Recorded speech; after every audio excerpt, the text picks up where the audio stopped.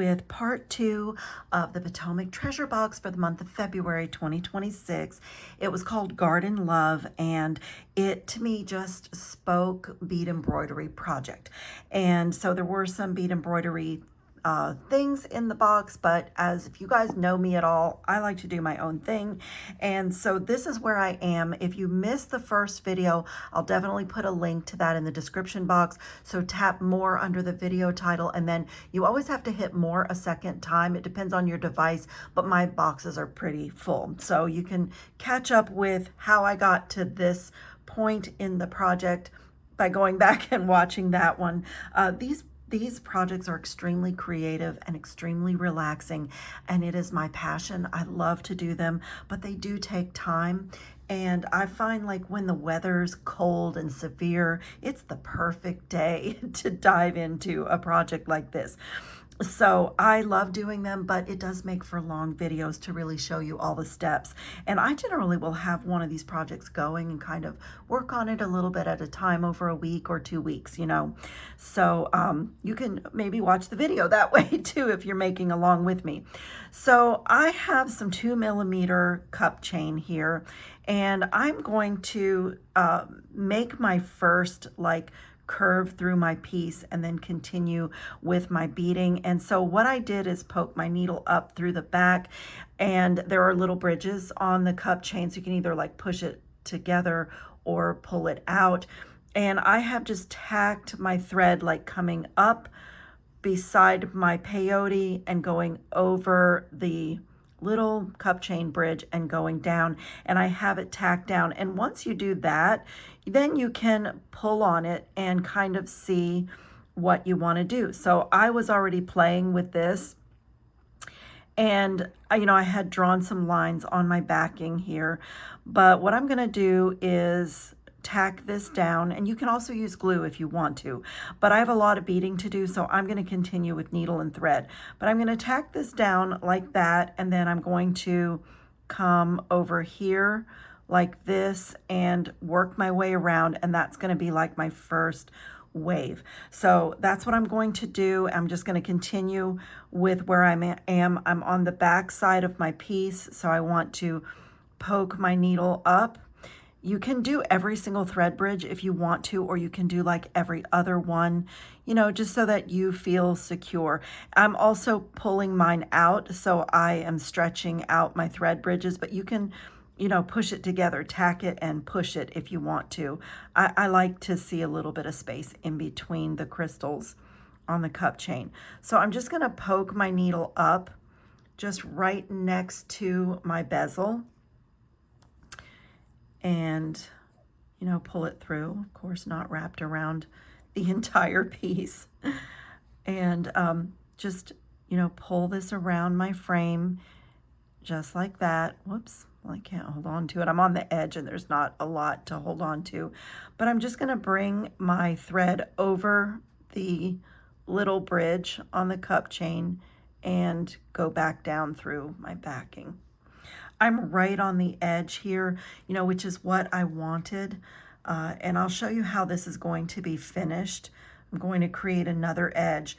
But so this part is a little, just, you know, I just go really slowly and make sure that my needle is coming up through the backing and not too close to the edge that I might rip my backing. But it's pretty tough. This is a very thick backing, and I love this. I love this nice thick backing. So I'm just going to make sure that I'm picking up that thread bridge and staying, you know, on my piece.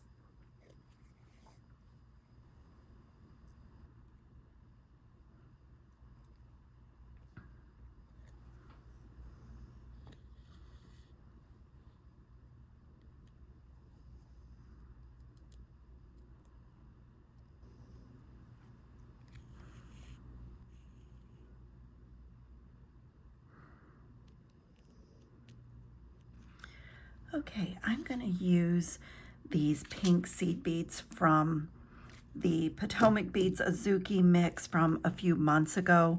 And I may go into the other one as well. This is difficult to open, but I'm going to do the beaded back stitch with these.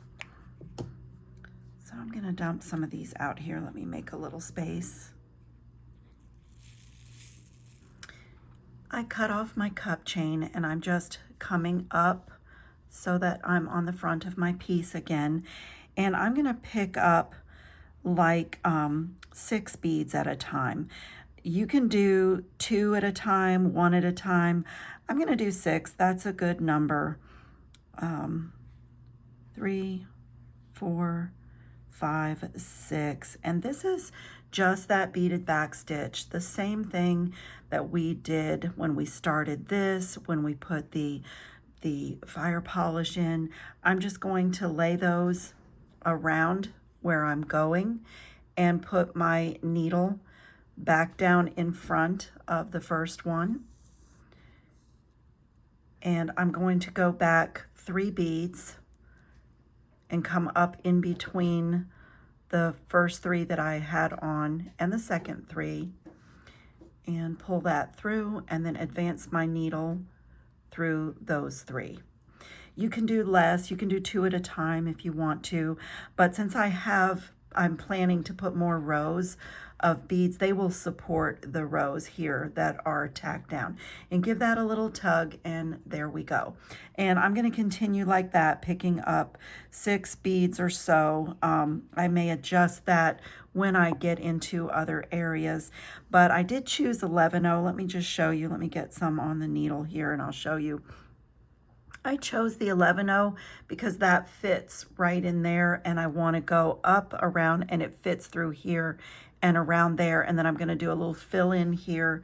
So I'm going to get this row done and I will meet you back and show you the next row, the next layer. Okay, I started another row, and this time I used these kind of carnation pink seed beads from this month's box, and it really matches my backing very well. So the reason I picked that, it's not going to show up a whole lot until I get a contrasting color on the other side, but the reason I picked that is because I want to just fill in this little space here, and it matches my backing so well, so I won't have to do a lot of work. So I'm coming out right here in the front where I would normally add more seed beads, but I'm running into my bezel. So I'm just going to poke my needle back down through my backing and poke my needle back up on this, kind of on this side of the bezel where I can pick up, whoops, pulled too tight, where I can pick up seed beads. And I'm just gonna continue kind of following those lines through, you know, adding in rows of seed beads just like this and filling in my backing.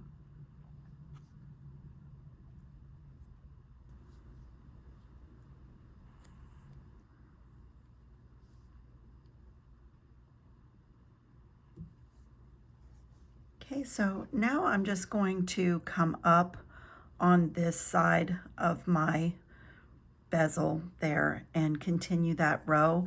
And for this little space in here, when I do my next row of beads, I'll decide if I want it to be that same color or some kind of an accent bead. That's why I have these little Orion beads out here, or 15-0 seed beads. You know, I can decide what looks best as I continue to make my little, you know, rows of waves. So I'm going to continue just like this. I'm going to go down to 4 beads at a time now because I don't have much left on this little wave.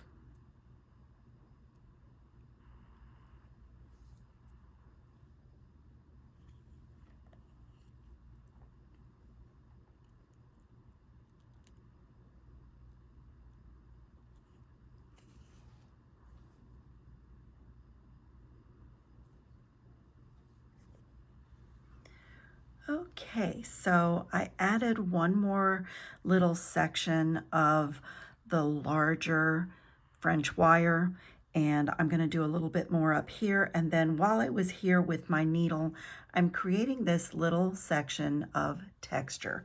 And I'll show you how I did that. I'm on the bottom now. And so I'm just going to come up, see right there, I'm just going to come up at an empty spot.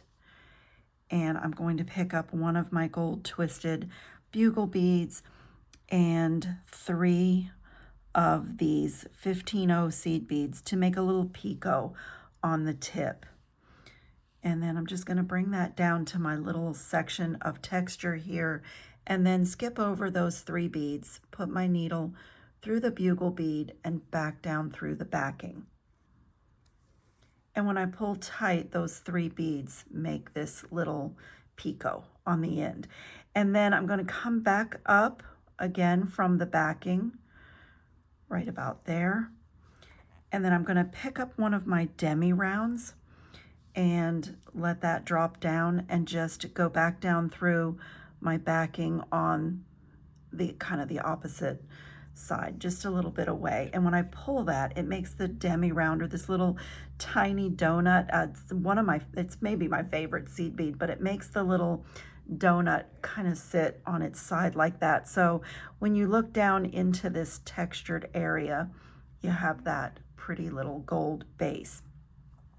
And I'm just going to continue filling this area in up to the edge like that with a twisted bugle, and then kind of just randomly placing those demi rounds, you know, on their edge until I have this filled in. And then I'm going to continue with 1 or 2 more lines of beads here.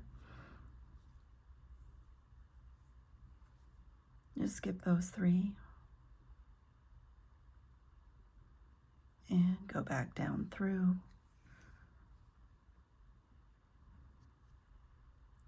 And I'm going to come up here and do another one, and just until I'm happy with the amount of texture.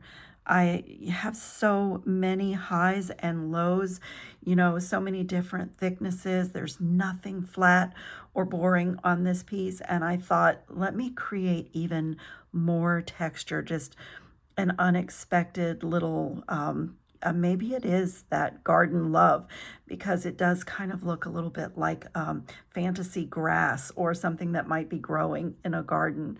So I'm going to come up right here and do another demi round, and I think 1 more bugle bead, and then I'll continue with my, you know, with my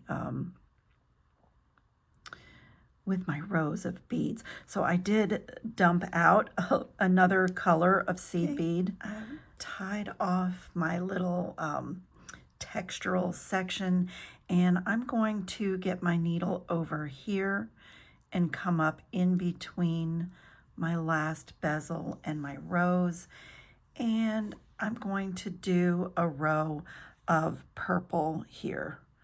I think, yeah, purple. And I'll do 4 at a time here. And when I get up to this, this section right here, I'm going to create another area of texture different from this one. Let's see if I want the purple in there. It's next to a purple bead, so I think I'm going to switch to gold.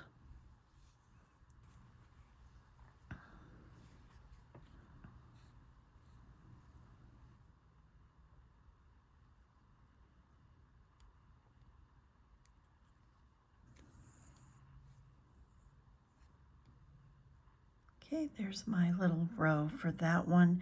And on this one, what I'm going to do is go back and tack it down because of the bugle beads. So I'm going to come up on this side of my thread and go down on that side. Some beads stuck to me. And I'm just going to tack, whoops.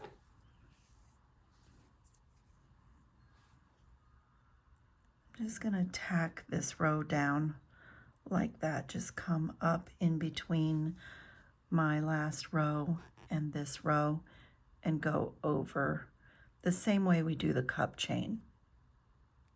Just get over here, just making sure that I'm, picking up the thread and that I'm pulling this in between a bugle bead and a seed bead.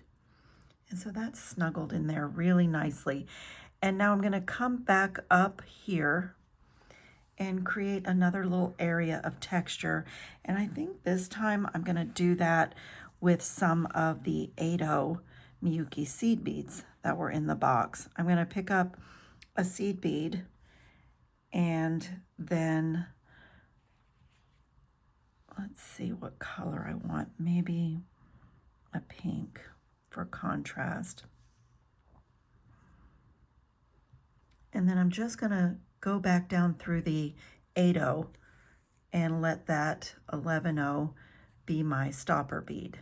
And I'm going to fill this little section like that. And also maybe, let's see, for texture, maybe just do like a little row of 1, 2, 3, and put a 15-0 at the tip of that and just kind of create a little texture here. So skip over that 15-0 and go back down through the little row of beads. So create some little bit of texture there. I'm going to do another one here and just fill this area. I'm going to just fill this little area in with this texture.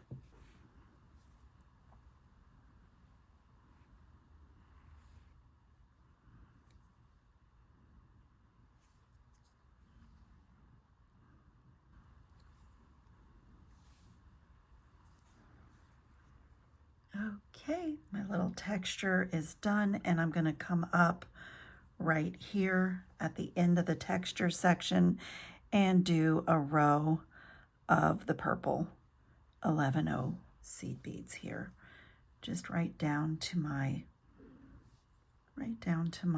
other bezel.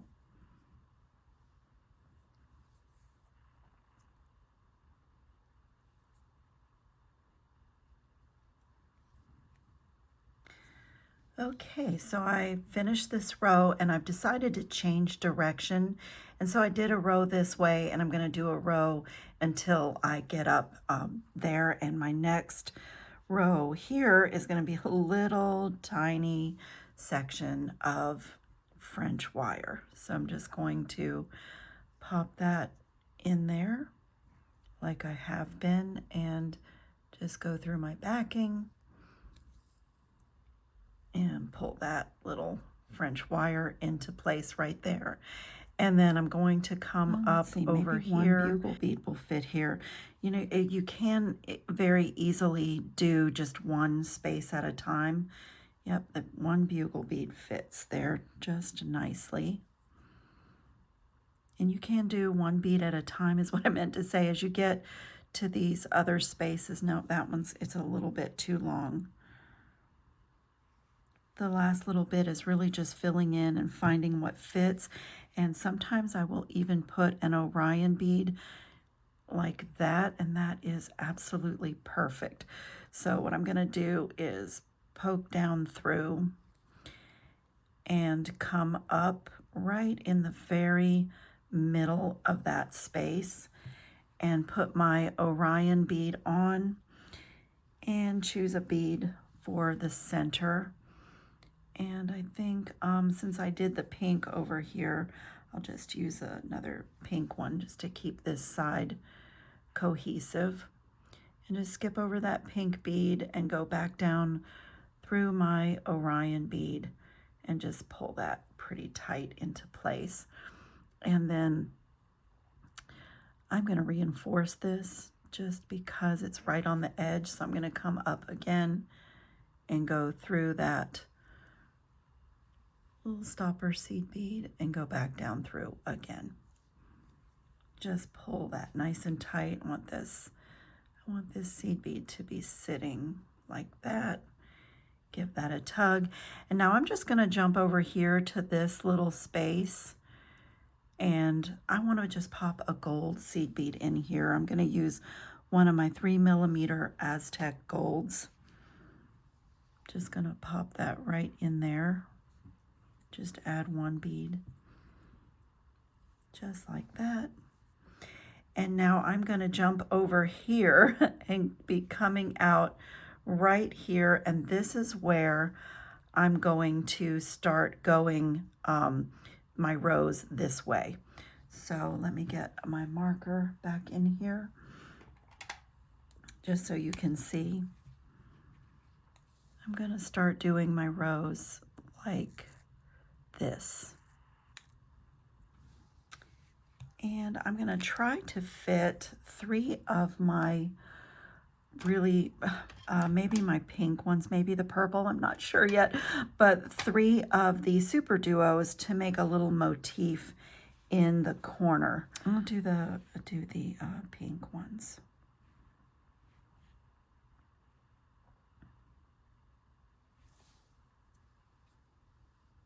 See how that looks.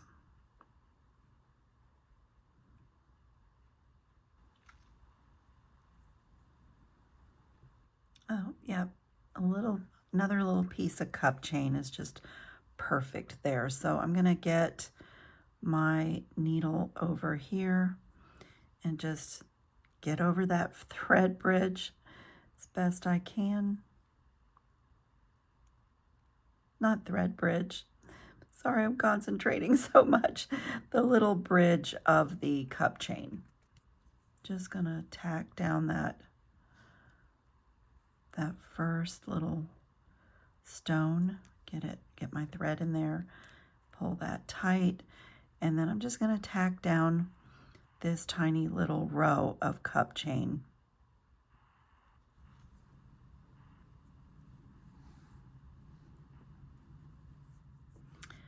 Okay, I'm gonna go ahead and change my thread and keep going with rows up to the corner.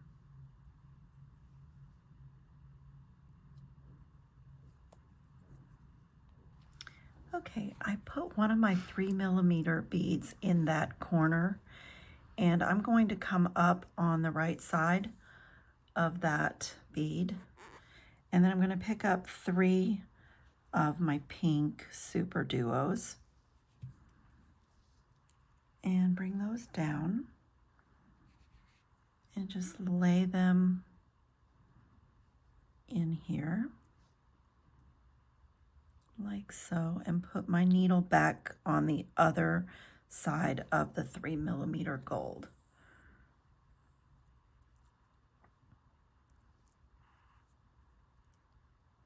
And when I pull tight, I have like this pretty little flower in there, if you will. And so what I'm going to do is come up on this side of my little flower and go through. Okay, I do want the 11 O's, so I'm going to just go through, pick up an 11O, and go through the second hole of the super duo. And then I'm going to poke down through my fabric here, my backing. And then I'm going to let me lay this guy in. Gonna come back up.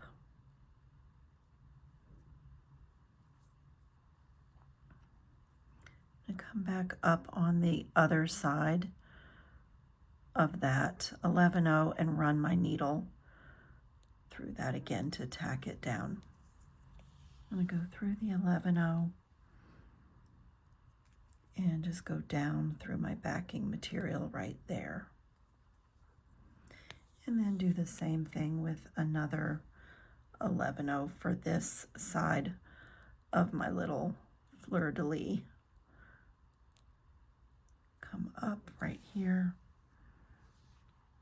pick up an 11O, go through my super duo, go back down,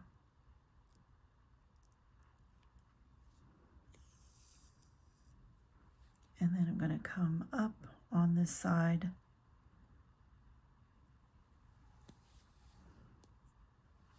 and go through the 11-0 only.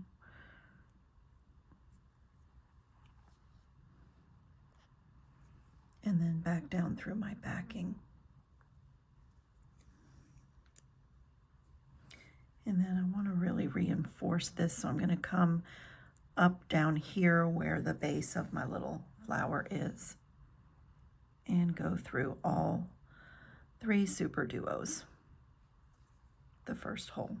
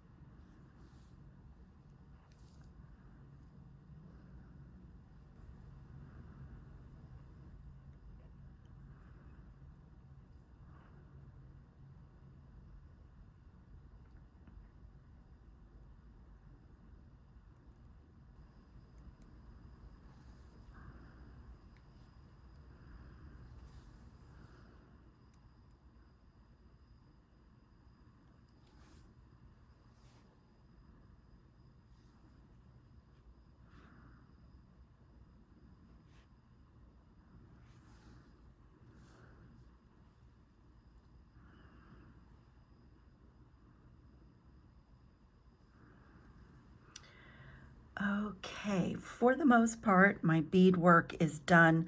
I decided to create another texture the same way that I did here up in this corner in a different color. And I did the demi rounds and I did the 3mm beads with the 15-0 purple seed beads. So I have 3 textures here.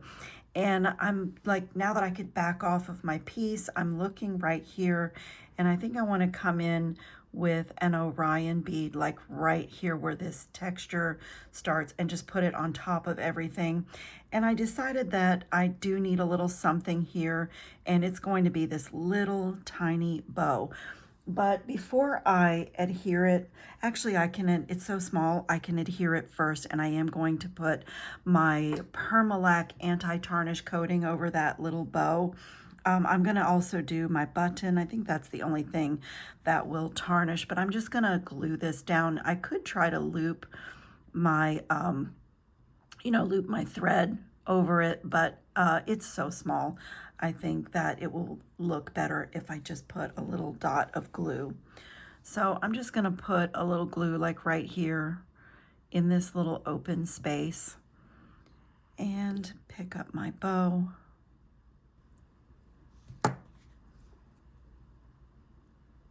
Just making sure that right in there bow is in contact with the glue, because it's such a small embellishment.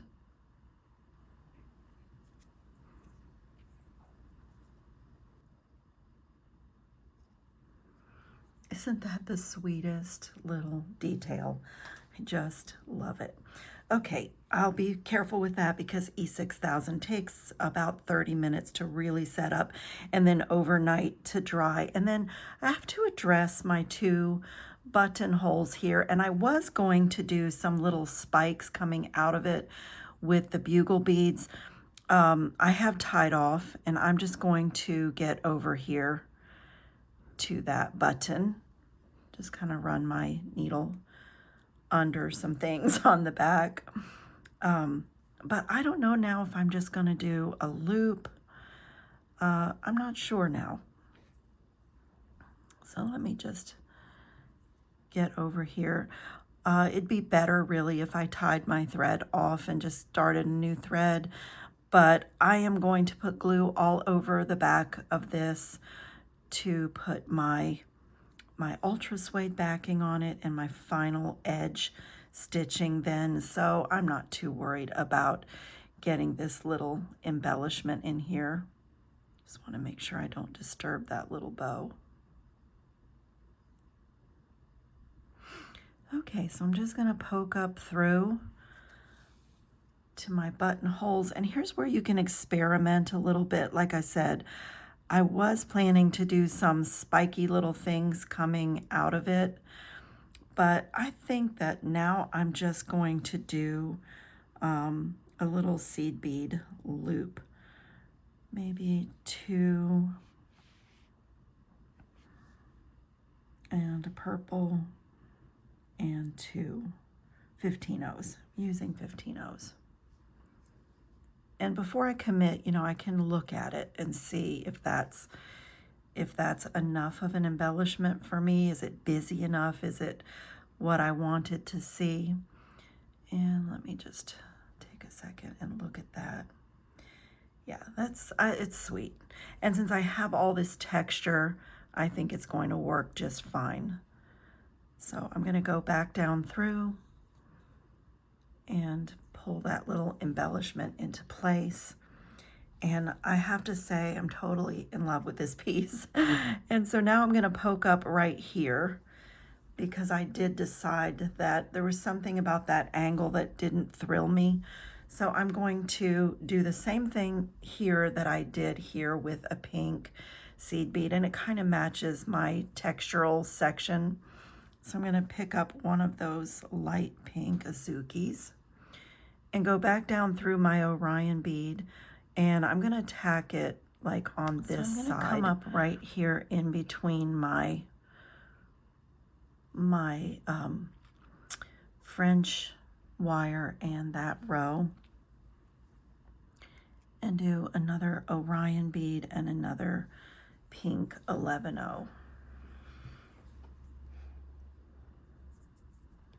Okay, I'm going to tie this off and clean up this mess, and I'm going to come back and we're going to put the ultra suede backing and do a finished edge on this beautiful piece, and a loop or a bail. I have to figure out my bail. I have glue-on bails. I can do a beaded loop and then, you know, put a pinch bail through it. There's a lot of options. So let me clean up and we'll do that together.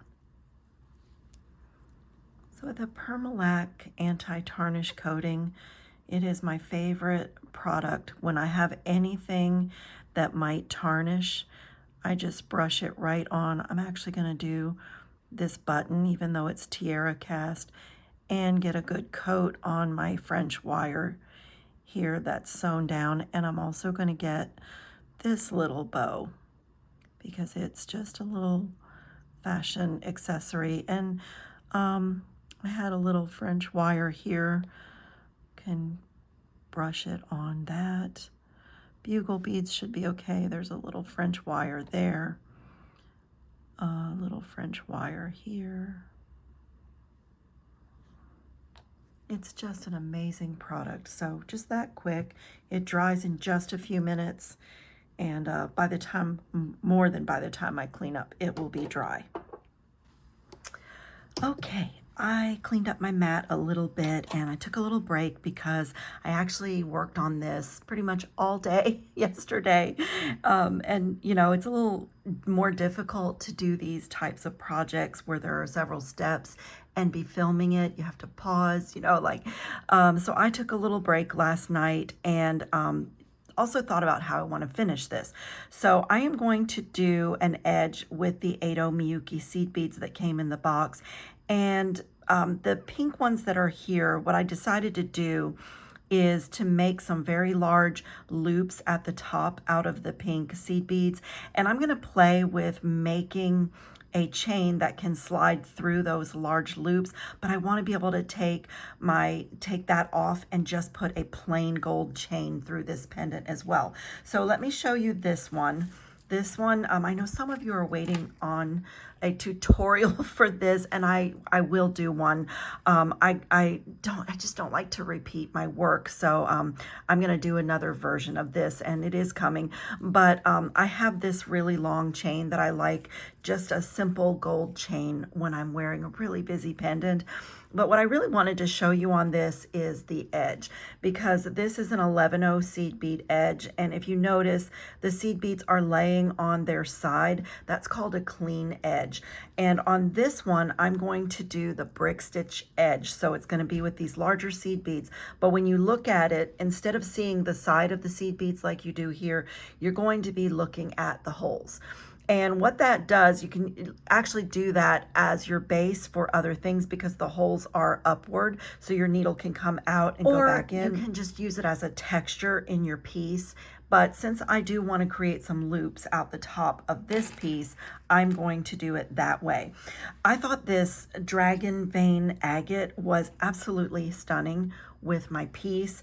And so I also have some Soft Flex pink tourmaline 49 strand, and I'm going to string that on. And I've recently come from a bead show in Pompano Beach, and I visited one of my favorite vendors, Purity Beads there. They have solid brass metals. They also have gold filled sterling silver, but everything is e-coated so it doesn't tarnish. And this was a new chain that I got, and some spacer beads and some toggles. And so I'm going to make, kind of do a finished necklace for this piece. But before we do all of that, we have to adhere the ultra suede backing to the back of this piece and trim. And to do that, I'm going to use some E6000 glue and a toothpick. I want to do a thin layer of E6000 here and not get too close to my edge because my needle needs to go through this edge about 1/8 of an inch as well as through my ultra suede to put my stitching around the edge. So, and if you, I did this a little differently. I started with my rectangle shape that I wanted my pendant to be, so I don't have to trim, but you can also do it the other way where you do all of your bead embroidery and, on a shape that's drawn on and then carefully cut out so that you're not snipping your stitches. But I got to skip that step on this project. So I am just going to get my E6000 on here and spread it pretty, thin because it's really just going to keep the backing from slipping while I do the stitching around the edge.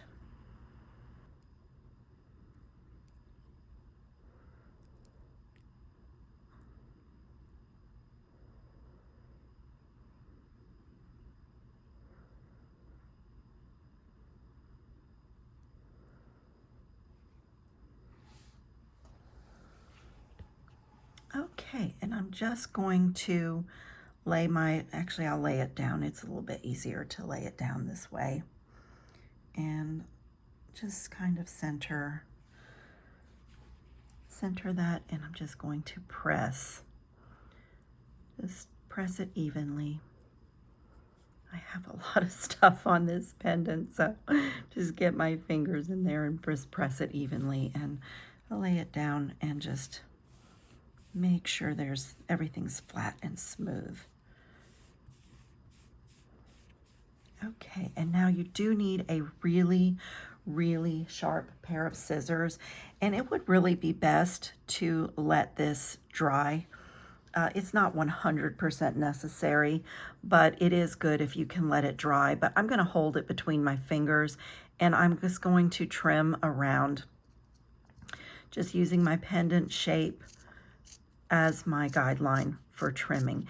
And as when we cut this, if you keep your scissors perpendicular to your pendant and not be cutting at an angle, that gives you a nice flat space here for adding the beads onto the edge. So I'm gonna do my best to hold my scissors, right along the edge of my pendant straight.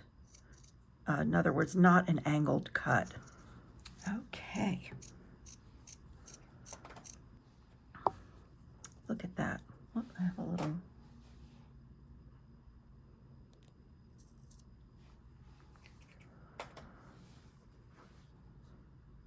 Okay, Okay, just beautiful.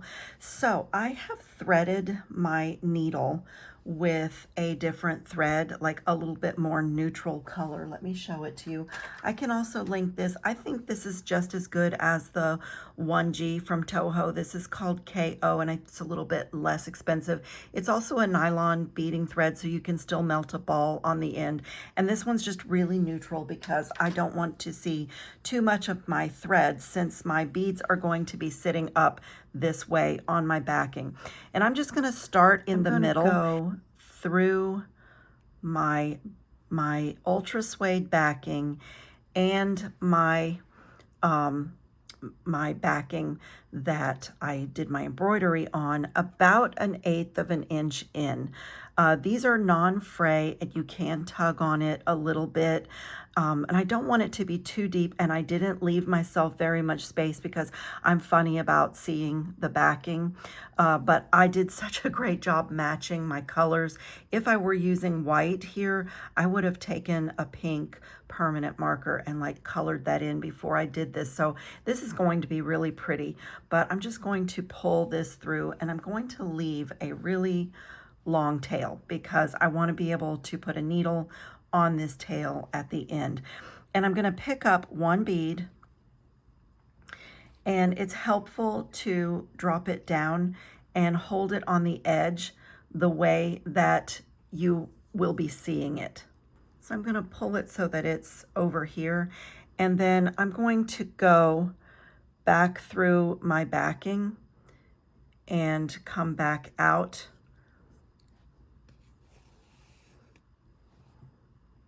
and go up through that same bead again. And that's going to start me out. And when I pull, you know, you're seeing like the top of the bead. You know, you're seeing, and it's just the first one. So the first one never sits perfectly well. And then I'm going to pick up another bead.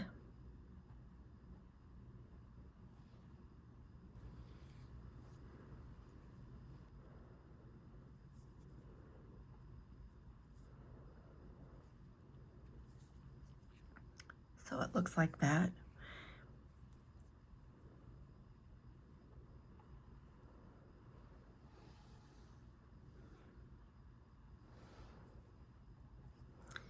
And then I'm going to pick up another bead, and I'm always going about the same, putting my needle in about the same distance from the edge here, and about one bead away in measurement. And you know, you'll get a little rhythm with this. It takes a little practice, and you just want to do it as neatly as you can. And you also want to try to get under your beads, you know, just with your thread. And then once you pull your edge bead into place, you really won't see that thread.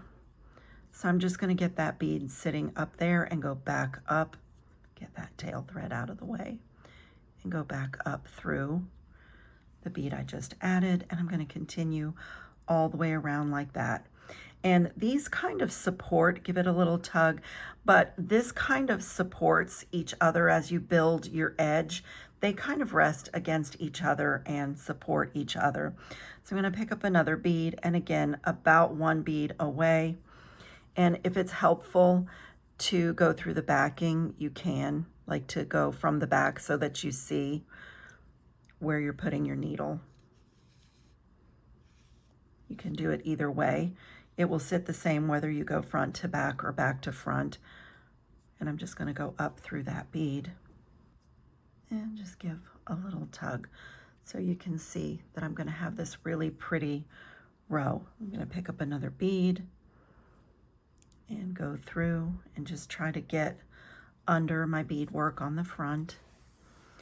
I'm kind of holding mine so that I can push this bead toward the front and get my needle up through that bead again, because I want to, you know, I mostly care about how my edging looks from the front. I don't care so much how it looks from the back.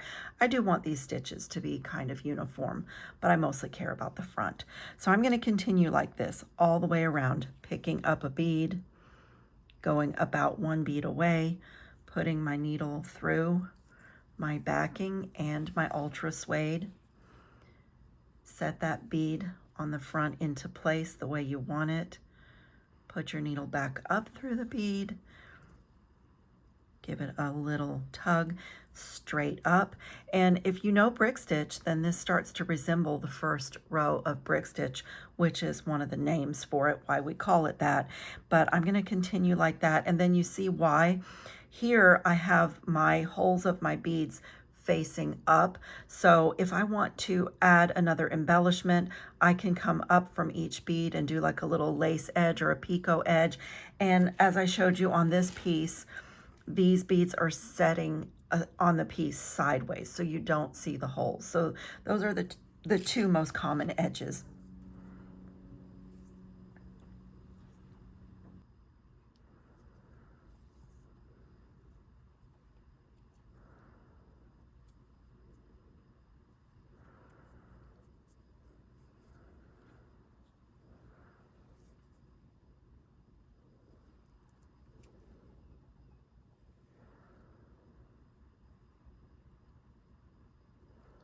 And to go around the edge, it's just the same thing. And I knew that I was going to do something like this, so I did round my corners instead of leaving them square. And it's really just the same thing, just following that edge around. And if you saw my tutorial on the square stitch hearts that I did, one of my tips for it that works on this too is when you give this a tug, pull straight up, because that's the direction that you want your beads to sit in. So rather than pulling down or forward or back because you distort, so when you give it your little tug, pull straight up. And like on this bracelet with the square stitch hearts, that was my advice too. And it really makes a nice tight, nice even rows on your square stitch. So this is a modified square stitch, but that principle still works on this very well. So I'm just going to continue around the corner, doing that 1/8 of an inch and just being as even as I can. You are not a machine, and this is supposed to look handmade and artisan. I mean, neatness does count, and you do want it to be, you know, as perfect as you can get it, but you're not a machine, and it's, you know, those little human hand eye things that happen when you're hand stitching bead by bead are part of the beauty of this. I find this so relaxing too. I find this like a therapy in a very crazy world right now with so much tragedy. I find a project like this, I think that's why I did this in 2 parts, because I find a project like this just so, so relaxing and helpful.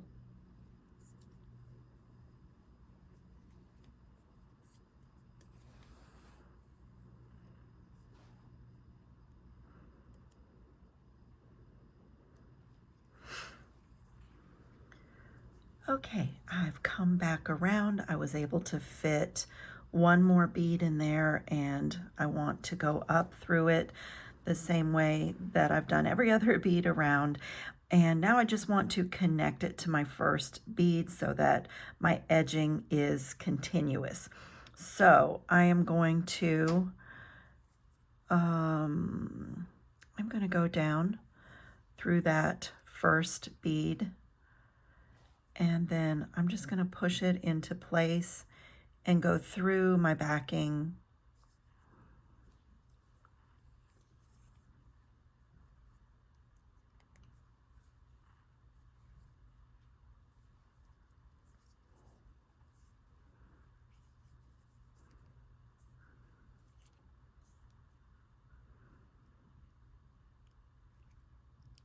And back up through, just to pull it into place. And now I've got my 2 threads. I was going to put a needle on this thread, but I've finished up so beautifully here that I am just going to tie some overhand knots in opposite directions. And you can put like a dot of GS Hypo cement if you want to, or you can put your needle back on and like sew these in. I always just go piece by piece and see how I feel about the security and how things are sitting, but I've got like a really perfect edge all the way around. And so it took me about 15 minutes to put my 8/0 seed bead edge on. Let me just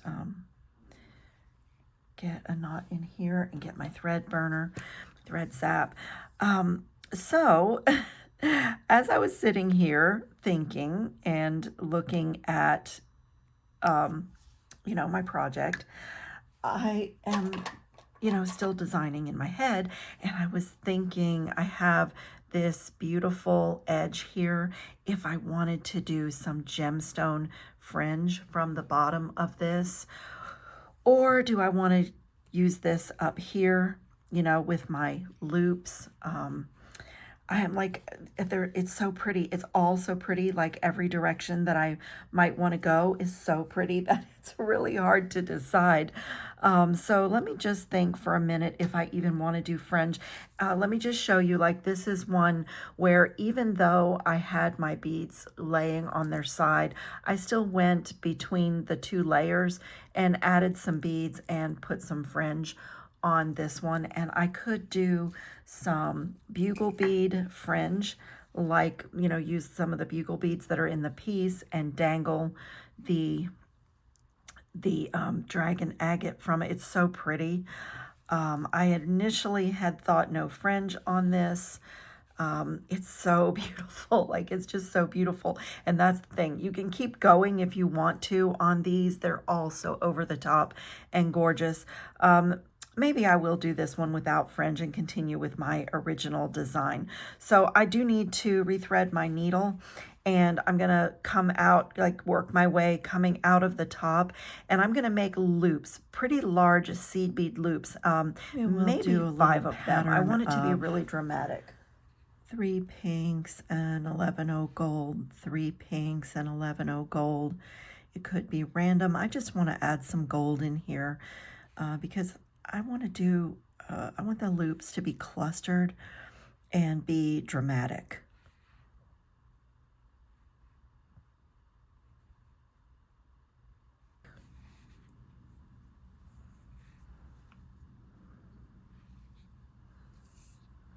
And then what I'm going to do is go back down through that same bead, and I'm going to try to come out right on top of my other stitch on the backing.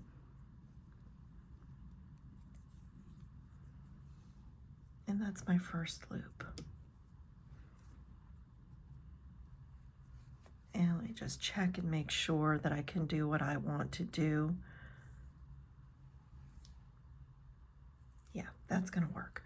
Okay, and then I'm gonna work my way over to, I'm gonna come, let's see, I'm gonna come back up through my backing to the front, just right on top of that stitch. I lied when I said I didn't care what the backing looks like. I do care. I want it to stay nice and neat, even though I have to get a few more stitches in here. So I'm going to come over here and get up through this next bead. It's going to be a little tricky to wiggle my needle in there, but I can do it.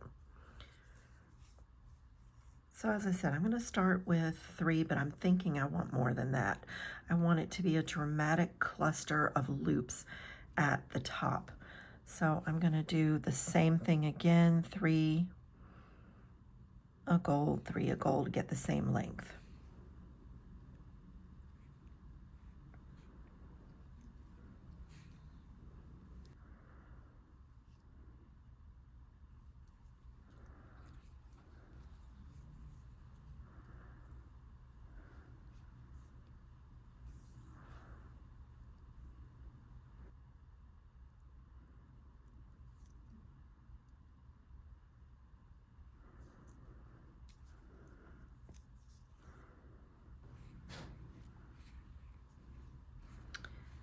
Okay, I'm going to work off the spool just because I didn't want to waste and I wasn't sure about my length here. And I'm going to start with just one of these daisy spacers and see what one looks like in between.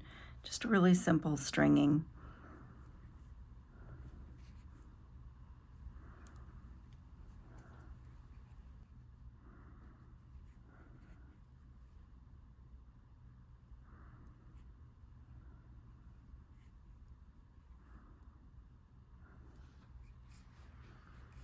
Okay, that looks absolutely gorgeous. And I have some of the smaller French wire that I used in my piece, and I'm actually going to use that to make my loops that go onto my chain. I just thought to continue. So I'm just going to eyeball a little length here, maybe right about there. And I'm going to measure so that both my loops are the same. I'm going to cut 2 pieces of my French wire. And with the soft flex, you know, I've said this before, especially this pink tourmaline matches my project so well. You really don't have to cover it. You can allow the color of the 49 strand to be part of your design. But I just decided to do that today. A lot of times I do let it be exposed. So I'm going to put a number 2 crimp tube. It's a gold filled one from Soft Flex. And I'm going to put my French wire on. And I'm going to come to one side of my chain and loop that through. And I'm going to make a loop and come back down through my number 2 crimp tube and just pull that into a really pretty little loop. And then I'm going to use my magical crimping plier here, come in and center that crimp tube in my tool, make sure the loop is pulled nice and tight, and close in that direction. So I have a square with 4 pinched corners, and then I'm going to carefully put it in the opposite direction, but I want to make sure that it is closed, not closed down until it is squarely in the middle and it's not in there.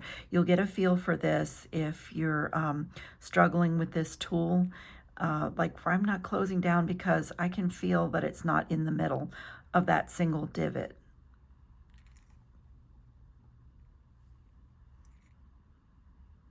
There it goes. Now I can close in that direction and just hold that spot in the tool and go around a few times, just opening and closing, and you are forming that what was a tube into a bead. And it's the size of an 11/0 seed bead. It's just such a lovely way to crimp. And then I am not sure if my agate beads will feed over this wire. Let me try. I did not try. Yep, they do. And do my spacer and my spacer beads. Great.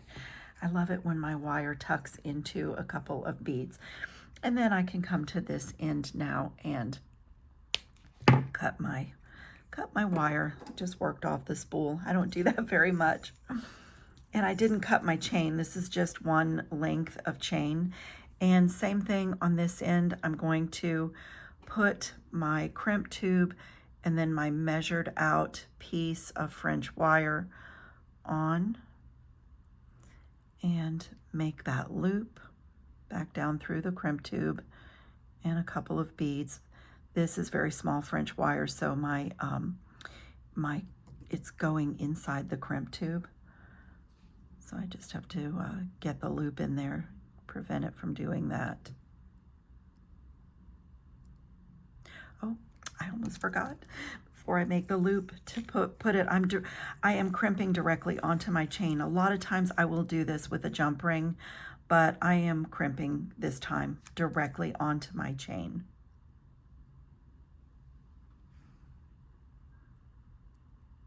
And I don't want this to be rigid, so before I crimp, I just want to make sure that it hangs nicely with no gaps.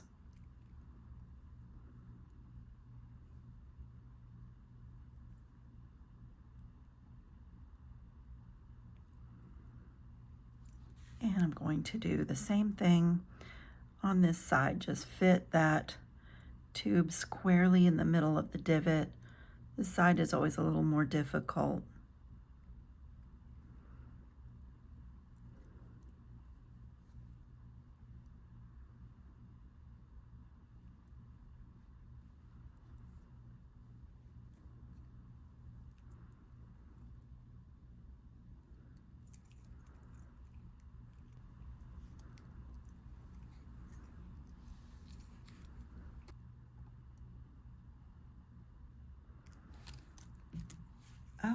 Okay, and so the beauty of my pendant here is that I can just use my loops for my regular chain like I wear on a lot of my pendants, or I can feed this necklace through all these loops. Look at that. And my gemstones. I love that idea of the loops, because I can change the look a little bit. Like if I want to have a little less color, if I want to just do a gold, I can slip this out and use my other really long chain and put that through. I love styling options, especially when I've invested so much time in a piece.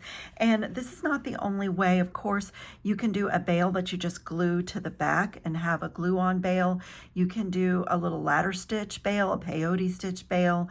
I've done loops going this way with my seed beads and then a pinch bail on the top. There's a lot of ways, you know, that's the creativity of this, is just so amazing. And like I said, if you wanted to use this row of beads to have fringe coming out, you would basically do the same thing that we did here. So I absolutely loved this month's Potomac treasure box. It was called Garden Love. The colors are just they're so rich and romantic and luscious, the dark purples and the fuchsia and the gold, and you know, anything that you need for this kind of a project to fill in that wasn't in the box, although the Ado Miyuki seed beads were fabulous, and the Rivoli and the quad bow beads, like there was so much to work with, and getting the full set of Izuki seed beads is really great for this kind of work. But the Potomac Beads website also has the demi rounds that I used. They have check glass, fire polish, they have delica beads, they have crystals, they have the super duos. I didn't use too many in this, but they have a huge color selection. So I'll put links in the description box to Potomac Beads. And there's a little code there that you can use, which gives you a discount and helps out my channel as well. And I hope you'll subscribe to my channel, because all throughout 2026, I'm going to be sprinkling in some bead embroidery projects like this. And I'm really trying to break it down so that if it's not something that you normally do, that you feel like you can do it. And maybe you got some inspiration from this to do something similar, but, you know, or a technique. So I thank you so much for watching. I hope everybody's warm and well, and I will see you in the next video.